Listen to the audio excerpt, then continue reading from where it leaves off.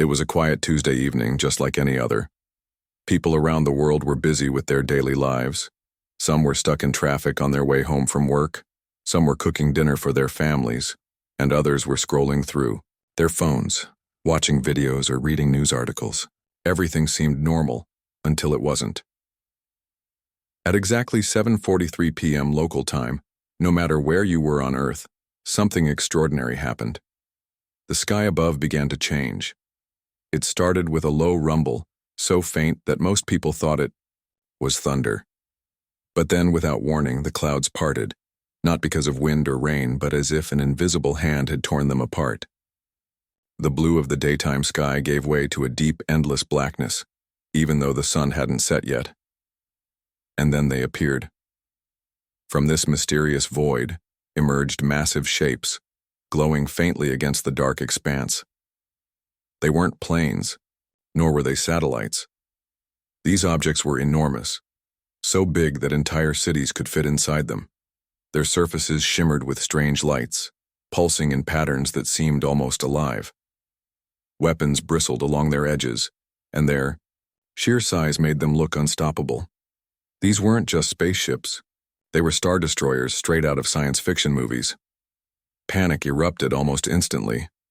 In New York City, pedestrians froze in their tracks, staring up at the sky with wide eyes.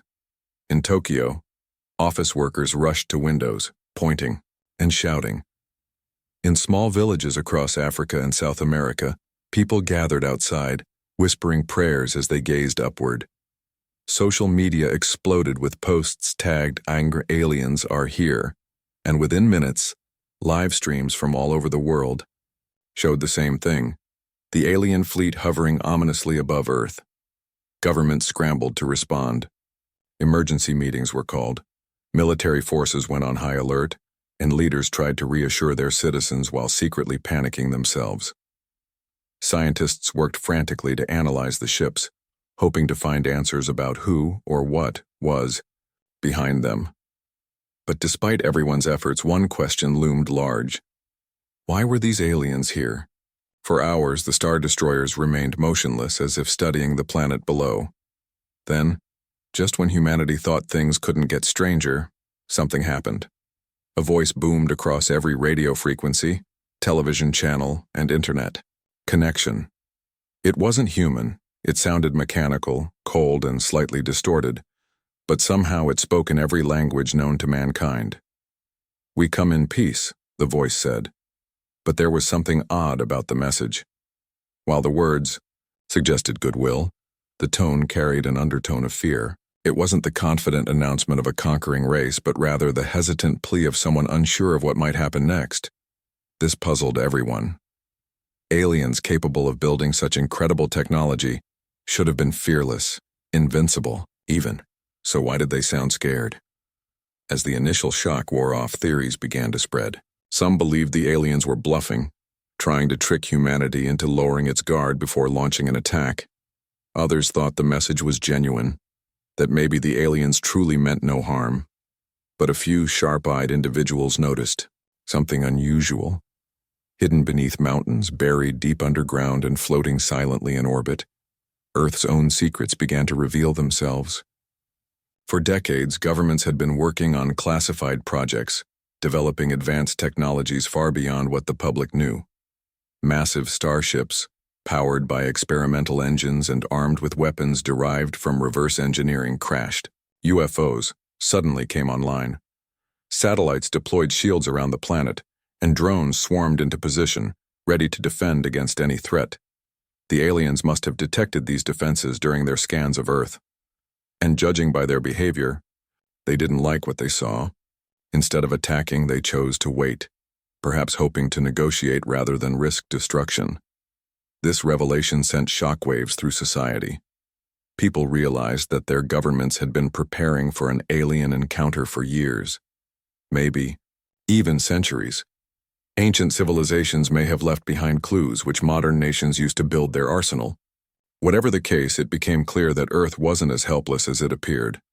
Despite this newfound confidence, uncertainty lingered.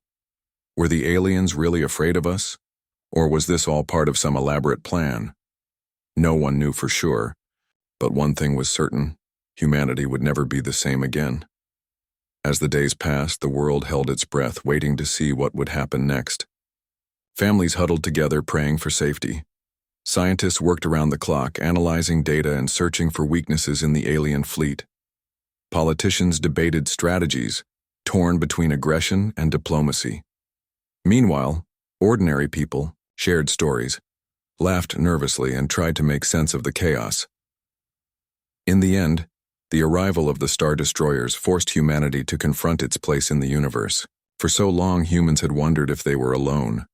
Now, faced with undeniable proof of extraterrestrial life, they had to decide how to respond. Would they fight? Would they surrender? Or would they find a way to coexist? Only time would tell.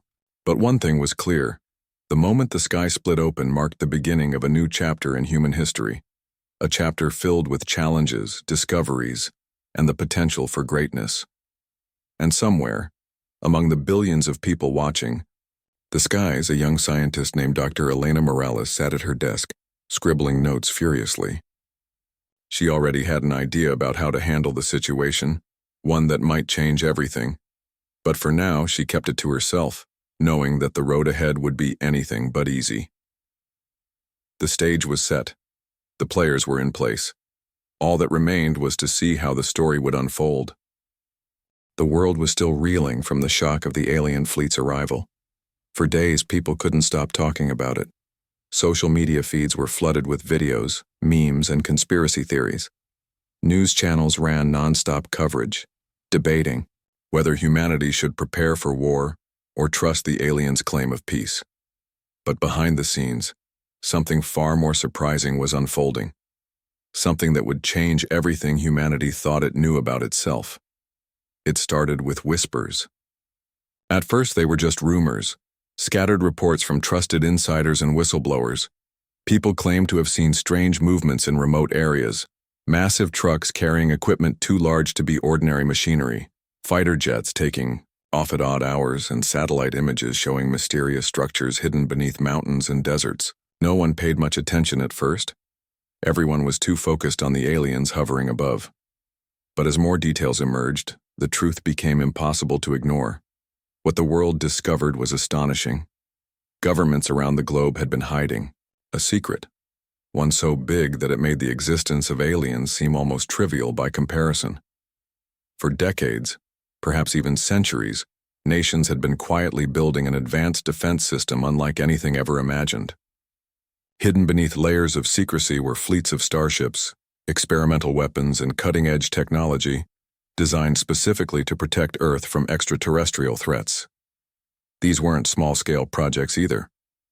Some of the ships were as large as the alien Star Destroyers, equipped with shields capable of deflecting energy blasts and weapons powerful enough to obliterate entire cities.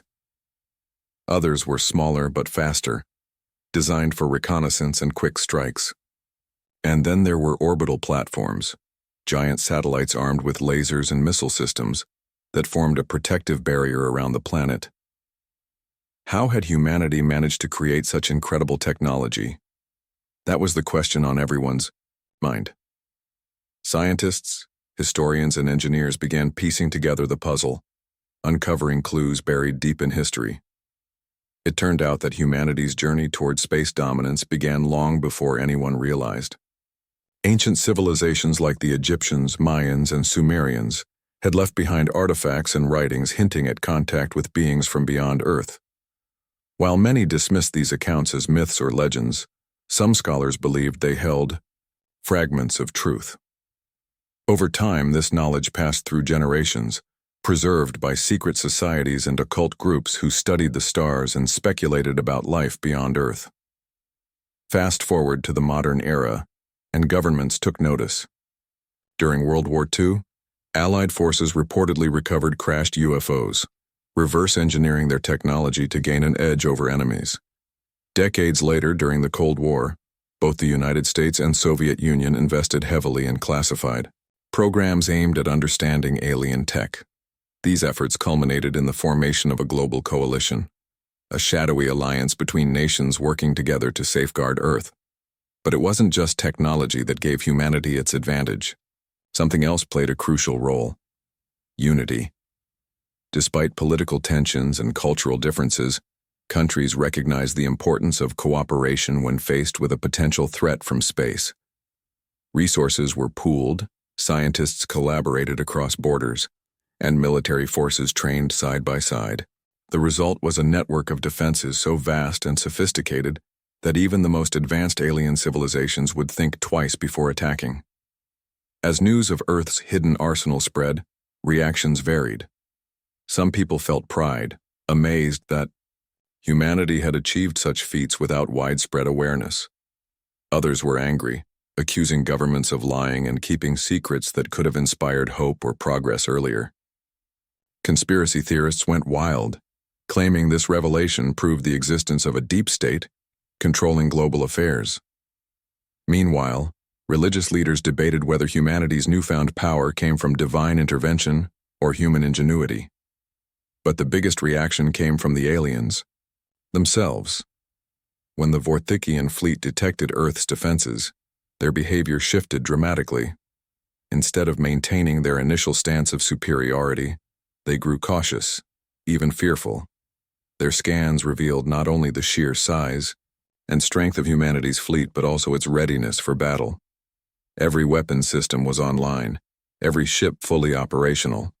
Shields surrounded the planet like an impenetrable wall, and drones patrolled the skies ready to strike at a moment's notice. This revelation explained why the aliens' message of peace had sounded so hesitant.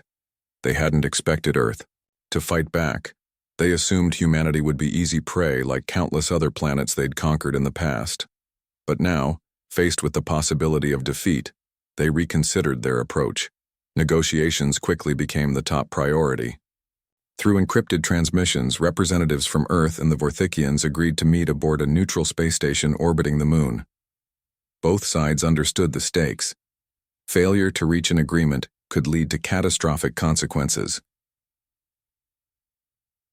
Preparations for the meeting were intense. World leaders gathered in secret bunkers, strategizing how best to represent humanity. Military advisors warned against showing weakness, while diplomats emphasized the importance of diplomacy. Scientists worked tirelessly to decode the Vorthikians' language and communication methods, ensuring no misunderstandings occurred. Amidst all this chaos, Dr. Elena Morales emerged as a key figure. A brilliant physicist and linguist, she had spent years studying alien languages and cultures, making her uniquely qualified to bridge the gap between humans and extraterrestrials.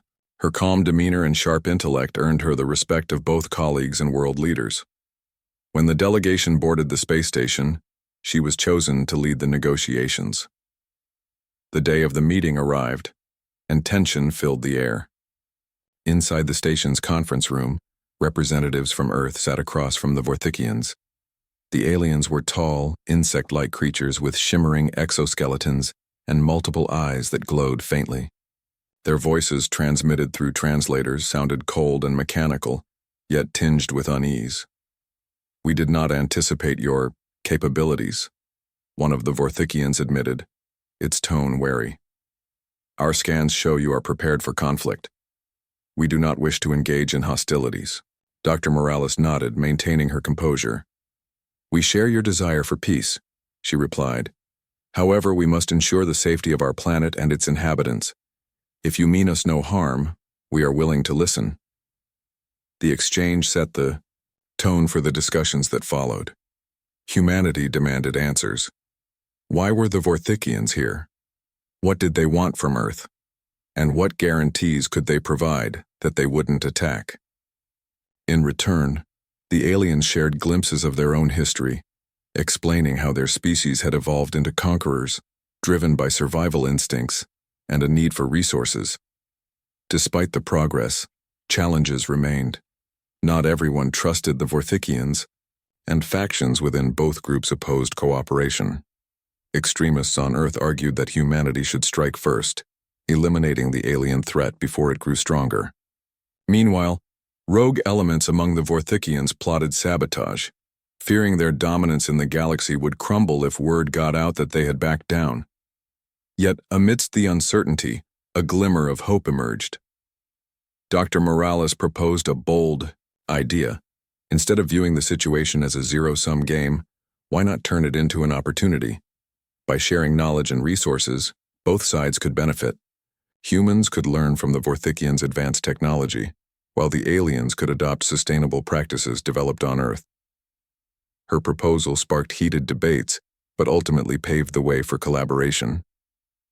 Slowly but surely, trust began to build, not easily, and certainly not overnight, but enough to keep the fragile peace intact. By the end of the negotiations, one thing was clear. Humanity's hidden defenses had done more than protect the planet. They had forced the Yaoid Vorthikians to see Earth as equals. For the first time in recorded history, humans stood shoulder to shoulder with an alien race, proving that strength didn't lie in conquest, but in understanding. And as the delegations parted ways, returning to their respective worlds, a new chapter in human history began, one filled with possibilities, challenges, and the promise of a brighter future among the stars. The meeting aboard the neutral space station marked a turning point in human history. For the first time, humanity was sitting face to face with an alien species, not as victims or inferior beings, but as equals. The stakes couldn't have been higher. Every word exchanged carried weight, every gesture scrutinized for hidden meaning. Both sides knew that failure to reach an agreement could lead to war, a conflict neither humanity nor the Vorthikians truly wanted. Inside the conference, room tension hung thick in the air. The Vorthikians sat on one side of the table, their insect-like forms towering over the sleek metallic chairs designed for human use. Their exoskeletons shimmered faintly under the artificial light, and their multiple eyes scanned the room with unsettling precision. Despite their intimidating appearance, their demeanor was subdued, almost submissive. It was clear they were treading carefully, wary of provoking Earth's formidable defenses. On the other side of the table sat humanity's delegation. Led by Dr. Elena Morales, the team included military strategists, diplomats, linguists, and scientists. Each member brought unique expertise to the table, but it was Morales who commanded attention. Her calm voice and steady gaze reassured her colleagues while keeping the Vorthikians at bay. She had spent years preparing for this moment, studying alien communication patterns and developing strategies for interstellar diplomacy. Now all her hard work was about to pay off, or fall apart. The negotiations began with formal introductions. The Vorthikians identified themselves as representatives of their empire, explaining that their species had traveled across galaxies, seeking resources to sustain their growing population. They admitted freely that their usual approach involved subjugating lesser civilizations, extracting what they needed, and moving on. However, when their scans revealed Earth's advanced defenses, they realized this planet wouldn't be so easy to conquer. "We underestimated you," said one of the Vorthikian envoys, its voice transmitted through a translator device. "Your technology rivals ours in many ways. We do not wish to engage in unnecessary conflict." Morales nodded thoughtfully. "We appreciate your candor," she replied, "but we need more than words. Humanity has questions, and we expect answers." What followed was a marathon session of intense dialogue. Humanity demanded transparency. Why had the Vorthikians arrived unannounced? What exactly did they want from Earth? And how could humanity trust them after centuries of galactic conquest? The Vorthikians, for their part, seemed eager to cooperate, but cautiously so. They explained that their empire relied heavily on resource extraction because their home planet had long since been depleted. Desperation had driven them to expand aggressively, conquering weaker civilizations to survive. However, they claimed Earth's resistance had forced them to reconsider their methods. "We see potential in your species," another envoy said. "You are resilient, innovative, and capable of defending yourselves. Perhaps there is value in cooperation rather than domination." This admission shocked the human delegation. Never before had an alien race acknowledged humanity's strengths so openly. It was a rare moment of humility from a species accustomed to ruling others.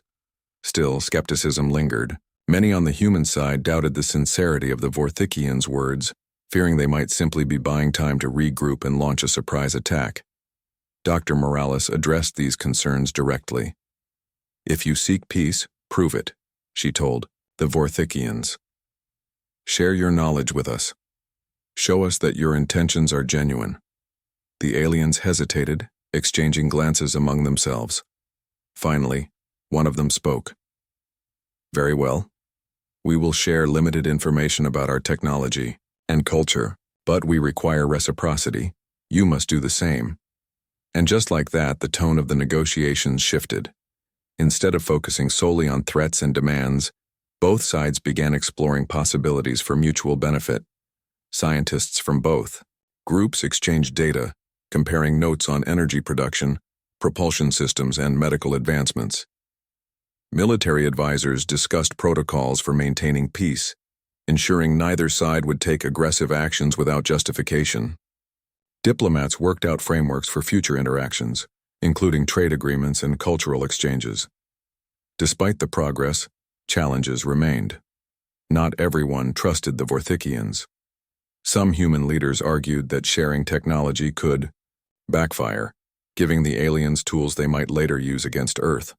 Others believed the risks outweighed the rewards, insisting humanity should focus on strengthening its own defenses instead of collaborating with potential enemies. Similarly, factions within the Vorthikian delegation pushed back against cooperation. Hardliners viewed the negotiations as a sign of weakness, believing their species should never bow to any civilization, let alone humans. They whispered warnings of betrayal, urging caution, and even sabotage if necessary. These internal tensions threatened to derail the talks multiple times. At one point, a heated argument broke out between a human general and a Vorthikian commander. The general accused the aliens of stalling, claiming they were hiding critical details about their true motives. The Vorthikian retorted angrily, accusing humanity of being arrogant and ungrateful. Voices rose, tempers flared, and for a brief moment it seemed the entire process might collapse. It was Dr. Morales who intervened, stepping between the two parties and restoring order. "We're here to find solutions, not create more problems," she said firmly. "Let's focus on what unites us, not what divides us."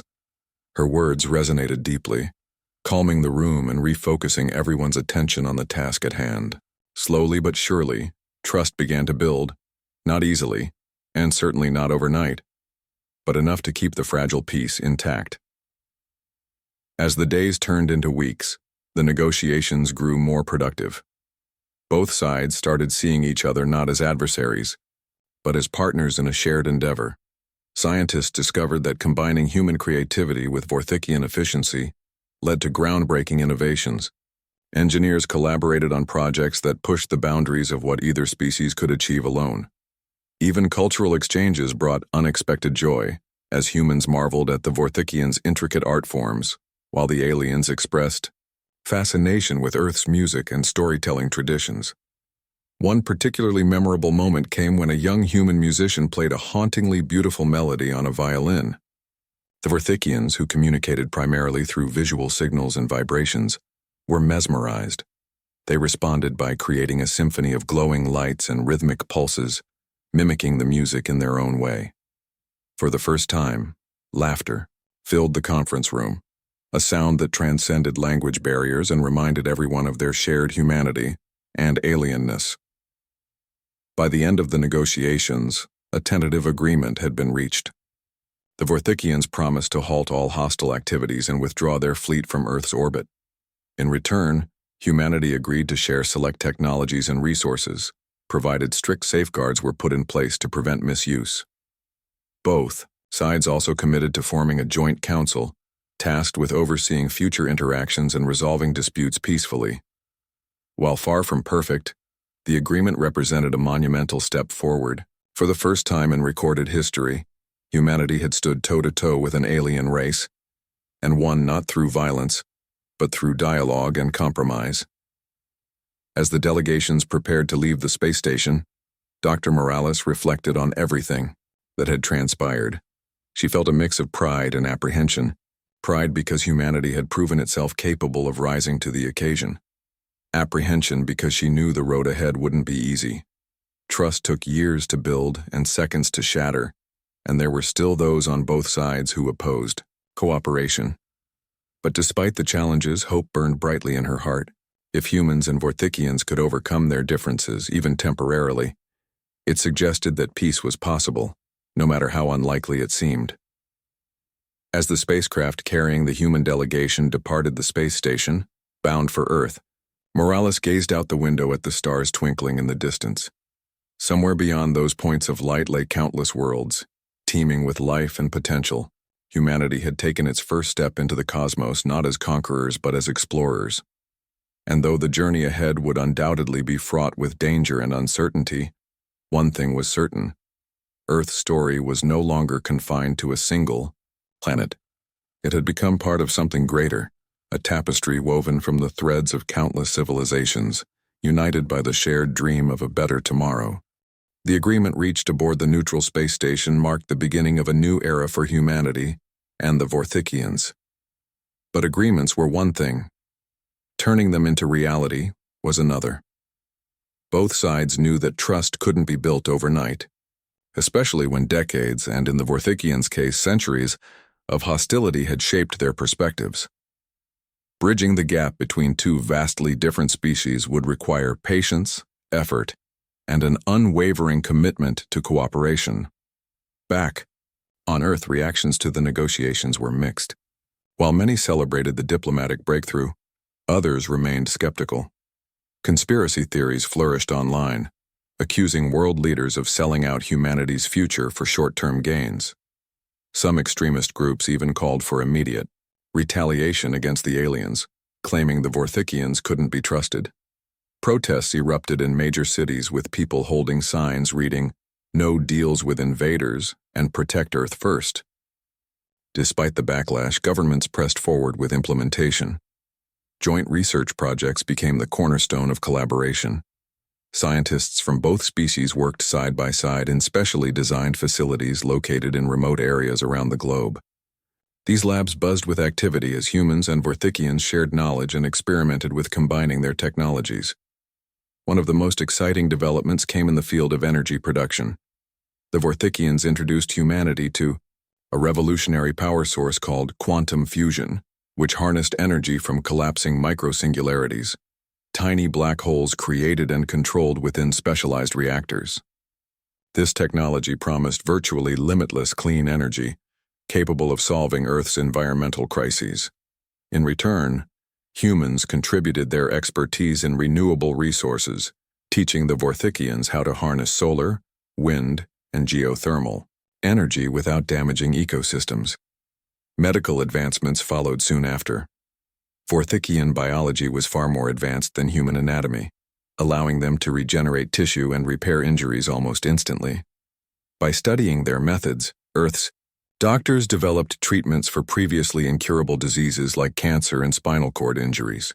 Meanwhile, the aliens learned about humanity's holistic approaches to health, incorporating practices like meditation and herbal medicine into their own routines. But perhaps the most transformative area of collaboration was space exploration. Humanity had always dreamed of venturing beyond its solar system, but limitations in propulsion technology made such journeys impossible. The Vorthikians, however, possessed faster-than-light drives powered by exotic particles harvested from distant stars.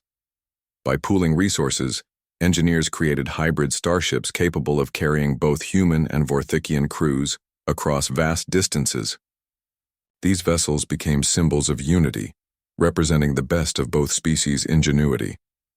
While scientific progress captured headlines, cultural exchanges played an equally vital role in fostering understanding. Art, music, and storytelling transcended language barriers, creating bonds where words often failed. Human artists collaborated with Vorthikian creators to produce stunning works of art that blended traditional techniques with alien aesthetics. Musicians composed symphonies that combined orchestral instruments with the Vorthikians' light-based communication systems, resulting in performances unlike anything ever seen or heard before. Schools began teaching students about the Vorthikians, emphasizing the importance of empathy and coexistence. Children grew up learning not only about their own history, but also about the galaxy they now shared. For the first time, humanity started thinking beyond national borders and planetary boundaries, embracing its identity as part of a larger cosmic community. However, not everyone supported this newfound unity. Extremist factions on both sides viewed collaboration as a betrayal. On Earth, rogue organizations launched cyber attacks targeting joint research facilities, hoping to sabotage the partnership. In one particularly alarming incident, a group of hackers infiltrated a quantum fusion reactor, causing temporary shutdowns and raising fears of catastrophic meltdowns. Security forces responded swiftly, arresting dozens of suspects and reinforcing protections around sensitive installations. Among the Vorthikians, dissent took a different form. Hardline commanders resented their leadership's decision to negotiate with humans, believing it undermined their empire's dominance.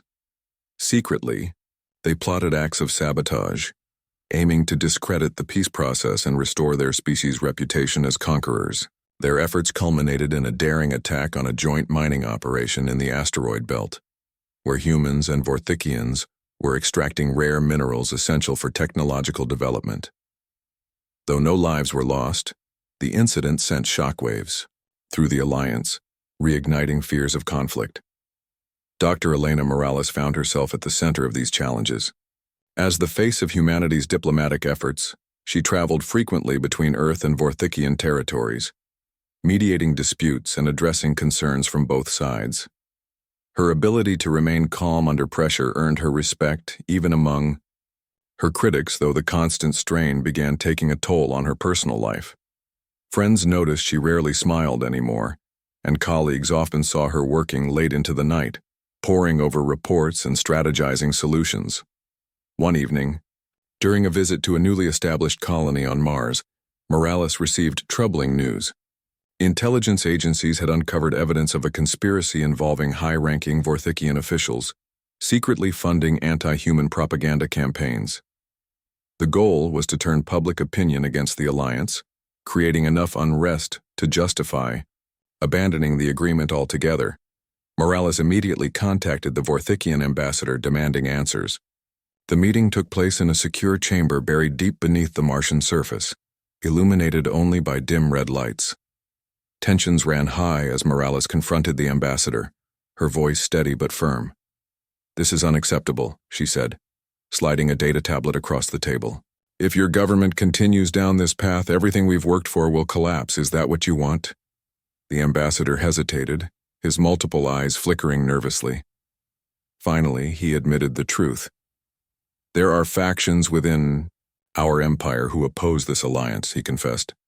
"They see it as weakness, but I assure you my leaders are committed to peace. We will root out these traitors and hold them accountable." Though Morales accepted his explanation, she knew the road ahead would be fraught with danger. Trust was fragile, easily broken by lies and betrayal, yet she refused to give up. For every setback, there were moments of triumph that reminded her why the alliance mattered. One such moment occurred months later, during the launch of the first fully operational hybrid starship. Named Unity, the vessel symbolized everything the partnership stood for: strength, resilience, and hope. Thousands gathered at Cape Canaveral to witness the historic event, while millions more watched live broadcasts from around the world. As the countdown reached 0, the ship roared to life, its engines glowing with a brilliant blue light before lifting off into the sky. For Dr. Morales, standing on the observation deck alongside Vorthikian dignitaries, the sight brought tears to her eyes. She thought back to the day the sky split open, revealing the alien fleet. Back then, fear and uncertainty had gripped humanity. Now, just a few years later, people were reaching for the stars, not as adversaries, but as allies. As the cheers faded and the celebrations wound down, Morales turned to the Vorthikian ambassador beside her. "This is only the beginning," she said softly. "Together, we can achieve greatness." He nodded, his exoskeleton shimmering faintly in the sunlight. "Indeed," he replied, "let us build a future worth sharing." And so, Humanity and the Vorthikians continued their journey, navigating the complexities of coexistence with determination and courage. Challenges lay ahead, but for the first time in history, Earth wasn't alone. It had found a partner among the stars, a partner willing to walk alongside it step by step toward a brighter tomorrow. Years had passed since the day the sky split open, and Earth stood transformed. What began as a moment of fear and uncertainty had evolved into an era of unprecedented progress and unity. Humanity's partnership with the Vorthikians had reshaped every aspect of life, politically, scientifically, culturally, and spiritually. The stars that once seemed distant and unreachable now felt like home, thanks to the joint efforts of two vastly different species working together for a shared future. Cities around the world gleamed with futuristic architecture, their skylines dotted with towering structures powered by quantum fusion reactors. Gone were the days of smog-filled skies and polluted rivers.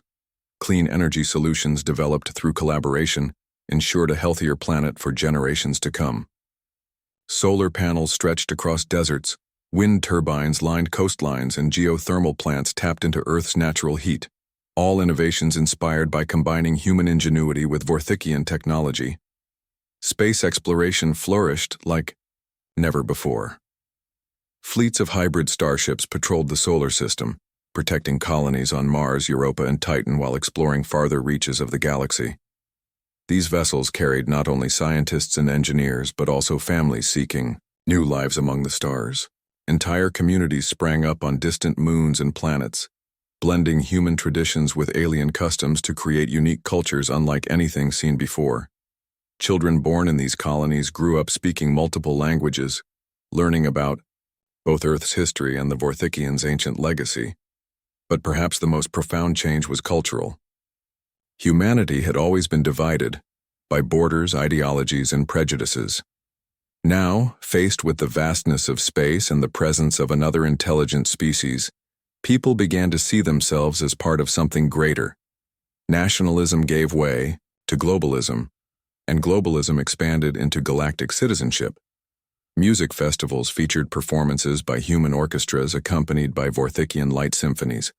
Art galleries displayed paintings created using techniques invented by aliens, and schools taught lessons on empathy, encouraging students to appreciate differences rather than fear them. Dr. Elena Morales became a symbol of this transformation. Her tireless work during the negotiations earned her international acclaim, but it was her vision for the future that truly left a lasting impact. She often spoke at conferences and public events, urging humanity to embrace its role as stewards of peace, not just on Earth, but throughout the cosmos. "We are no longer alone," she said during one such speech aboard the orbital headquarters of the Galactic Council, a governing body formed to oversee relations between species. With this privilege comes responsibility.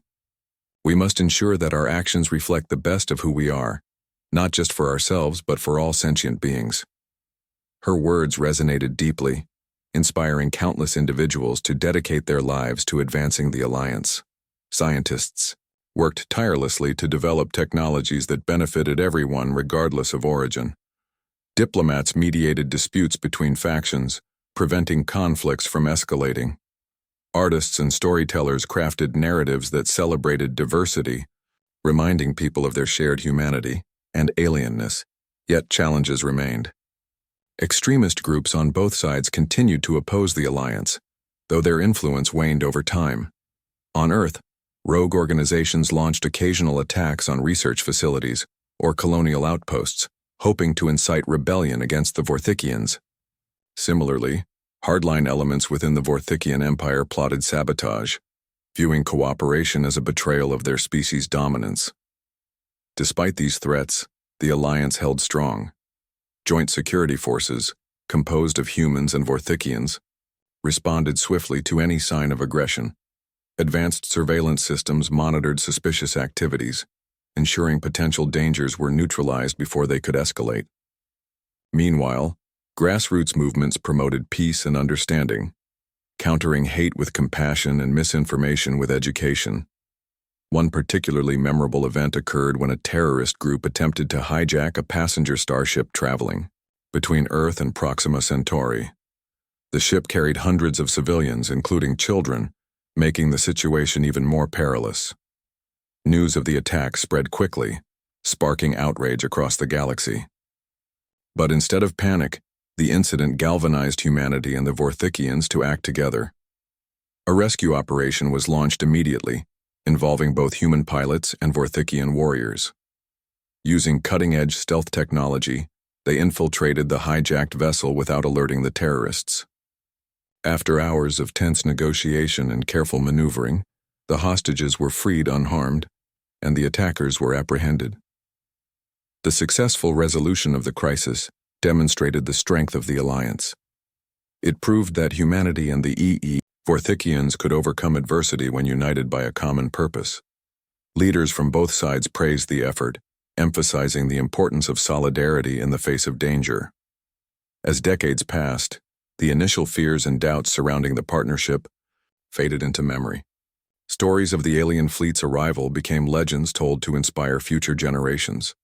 Parents would gather their children under twin suns on newly colonized worlds, recounting tales of how Earth stood firm against overwhelming odds, not through violence but through courage and cooperation. Dr. Morales herself grew older, her hair streaked with gray, but her spirit remained as vibrant as ever.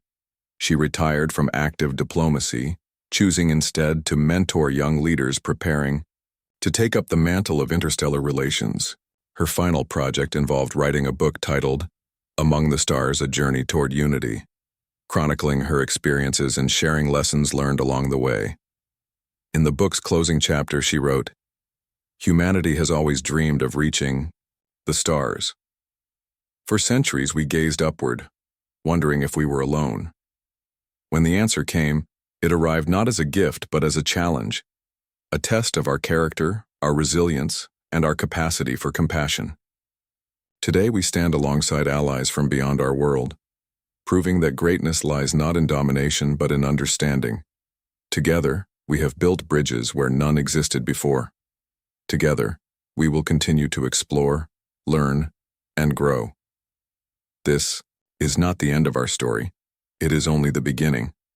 The book became a bestseller read by millions across the galaxy. Its message of hope echoed far beyond Earth, reaching planets yet undiscovered.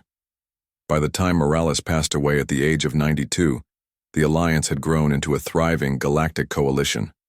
New species joined the fold, eager to contribute to the shared mission of peace and prosperity. Earth's flag flew proudly alongside those of countless other worlds, representing not conquest, but collaboration. And so, humanity's journey among the stars continued, not with war, but with wonder. The small blue planet that once feared the unknown had become a beacon of light in the cosmos, shining brightly as a testament to what could be achieved when enemies became friends and strangers became family. Underneath twin suns on a distant colony, a child looked up at the night sky, pointing at a cluster of stars. "What's out there?" they asked. Their parents smiled, placing a hand on their shoulder. "Everything," they replied, "and someday, you'll help us find it." For humanity, the universe was no longer a mystery to fear. It was a frontier to explore, a canvas to paint with dreams, and a promise of endless possibilities.